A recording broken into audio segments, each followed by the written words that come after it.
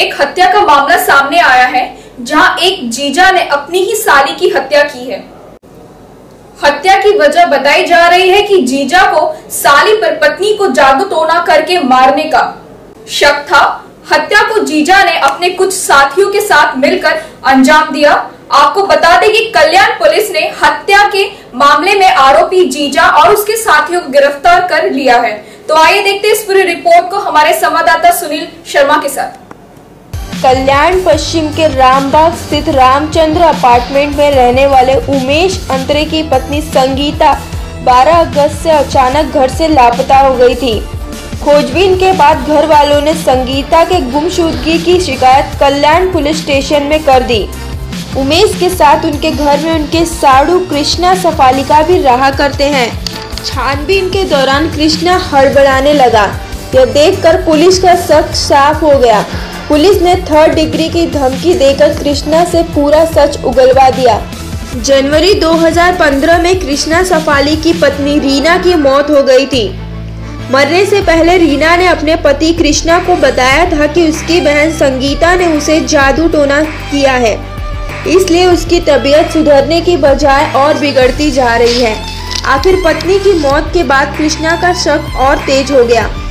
अपनी पत्नी के मौत के बाद गुजरात में रहने वाले उसके साड़ू उमेश और उनकी पत्नी संगीता कल्याण में आकर कृष्णा के साथ ही रहने लगे। कुछ महीने के बाद कृष्णा को अपनी पत्नी का गम सताने लगा और अपनी पत्नी के मौत का बदला उसकी साली से लेने की उसने ठान ली। 12 अगस्त की सुबह जब उमेश काम पर गया हुआ था, तभी कृष्णा ने अपनी साली संगीता को अपने एक अन्य दोस्त संदीप मालिक की मदद से बेहोश कर कार में बैठा लिया और नासिक के कासारा घाट रोड पर ले गया। संगीता के होश में आते ही कृष्णा ने उससे जादू टोने की बात पूछी। डरी सहमी संगीता ने इस बात को कबूल लिया। कृष्णा और संदीप ने तभी मिलकर संगीता का गला घोट दिया, जिसमें संगीता की मौत हो गई और इसके बाद संगीता की लाश को कसारा घाट में ले जाकर फेंक दिया। पुलिस के सामने लाश के मिलने के बाद सारी बात सामने आ चुकी। पुलिस ने मृतक की बड़ी बहन के हत्यारे कृष्णा और संदीप मालिक को गिरफ्तार कर लिया है। इस मामले में इस्तेमाल की गई कार भी पुलिस ने बरामद कर ली है। कल्याण में सिंडिकेट एरिया में एक इंसान जो अपनी बीवी के साथ में रह रहा था, उनकी बीवी की मौत हो गई। मौत होते वक्त उनकी बीवी ने उनको बोला था कि मुझे मेरी बड़ी बहन ने करनी की हुई है और ये करनी की वजह से ये मेरी मौत हो रही है।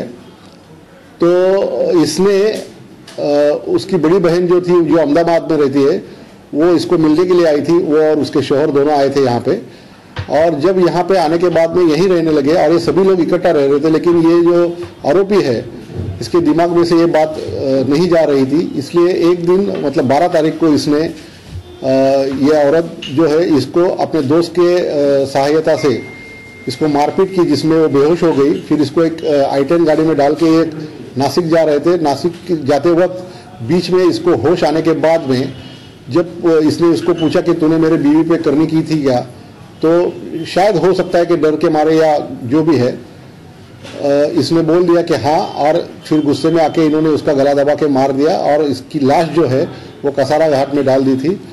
जब हमारे पास में मिसिंग दाखिल हुई, तो मिसिंग दाखिल होने के बाद हमने इनको सभी लोगों के साथ में पूछताछ करने के बाद में जब इनके जवाब अलग से अलग आने लगे, फिर इनको कस्टडी में लेके पूछताछ चालू कर दी। तब इन्होंने गुनाह हमको कबूल किया है और कसारा पुलिस स्टेशन में इसकी एक एडी दाखिल है। 2 आरोपी और 1 गाड़ी ये हमारे पास में हमने बरामद की हुई है और इसका आगे का तपास चल रहा है। इसमें महात्मा फुले पुलिस स्टेशन के जो पीआई है, सीनियर पीआई श्री पांडरे, इन्होंने बिना किसी सबूत होते हुए भी इस मर्डर को ढूंढ के निकाला हुआ है और आरोपी अरेस्ट किए हुए। इसके लिए इनका हम लोग इनको बधाई देते हैं। क्या क्या कलम लगा है? 302, 201, 34।